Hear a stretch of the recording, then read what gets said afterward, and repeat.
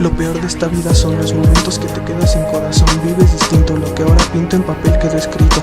Me encripto como aquel que nada puede pero poco quiere. Al lado de esa chica, la única con quien me quiero mantener. Si no puedo correrme mal tiempo, entonces haré que el tiempo se lleve todo lo malo. Aunque me cueste, pocas veces insiste. Si lo haces porque te quiere, si aún no lo entiendes será porque te eludes. Encerrado en mi cuarto, debo estar harto, quiero salir por un salto. Dejé de ser gente para comenzar a ser persona. Esa oración me llena, aunque pocas veces se usa. Con el sol tu vida es calurosa, preciosa, sin él se convierte en nada. Así es la vida, puede ser entrecortada o rápida. Camino dejando de lado todo mal comentario donde me convierto en destinatario. Camino dejando de lado todo mal comentario donde me convierto en destinatario.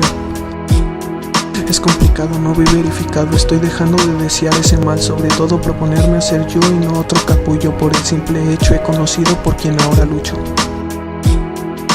Camino dejando de lado todo mal comentario donde me convierto en destinatario. Camino dejando de lado todo mal comentario donde me convierto en destinatario. Si tuviera la opción, una sola decisión de escoger pasado, presente o futuro, certero y sin temblar o dudar, diría pasado, al día donde la he conocido, para una vez más ver la primera mirada que le mandé. Todo barco se hunde, si no me lo crees, pregúntale a Titanic. Lo único porque en mis manos hay un mic. Camino dejando de lado todo mal comentario donde me convierto en destinatario. Camino dejando de lado todo mal comentario donde me convierto en destinatario. Ahora, lo peor viene en cualquier decisión. Si dejo de rapear, será porque me quedé sin voz. Camino dejando de lado todo mal comentario donde me convierto en destinatario.